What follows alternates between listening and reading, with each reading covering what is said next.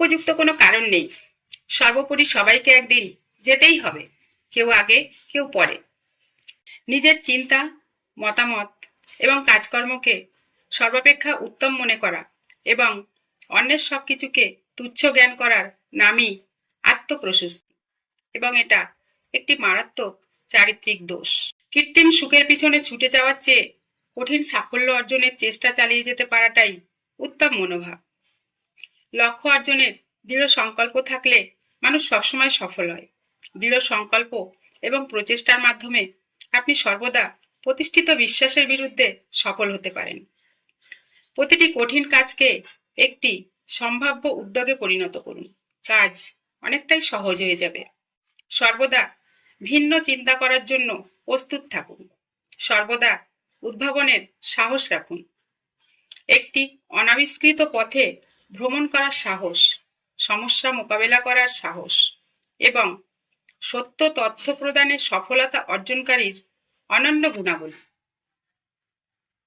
একটি সুন্দর পরিবেশ সুন্দর মন তৈরি করে। সুন্দর মন সৃজনশীলতার দিকে পরিচালিত করে। মানুষের মনের সৃজনশীলতা এবং কল্পনা সর্বদা যে কোনো কম্পিউটারের চেয়ে উচ্চতর হবে।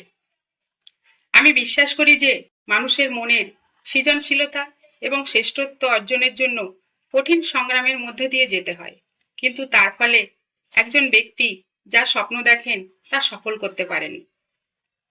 সংস্কৃতিগুলো অনেকটা রঙিন চশমার মতো। এই চশমাগুলি যেমন তাদের রং অনুমান করার জন্য বর্ণহীন আলো তৈরি করে, তেমনি সংস্কৃতি মানুষের সারাংশকে রং করে। বিবেক একটি মহান খাতা, যেখানে আমাদের অপরাধগুলি নথিভুক্ত করা হয়। এটি একটি ভয়ঙ্কর সাক্ষী। এটি হুমকি, প্রতিশ্রুতি, পুরস্কার এবং শাস্তি দেয়, প্রত্যেককে নিয়ন্ত্রণে রাখে। বিবেক যদি একবার দংশন করে, দুবার উপদেশ দেয়, তবে তা নিন্দনীয়। বিবেক হলো আত্মার আলো, যা আমাদের মনস্তাত্ত্বিক হৃদয়ের প্রকোষ্ঠে জ্বলে। এটা জীবনের মতোই বাস্তব। মানুষ যত গোপনে পাপ করুক, কেউ না দেখলেও ঈশ্বর দেখতে পান। তার শাস্তি সে প্রকাশ্যেই পায়। ভুল ভ্রান্তি নিয়েই মানুষের জীবন। সেই ভুলকে প্রাধান্য দিয়ে বাকি জীবনে অশান্তি ডেকে আনার কোনো মানে হয় না।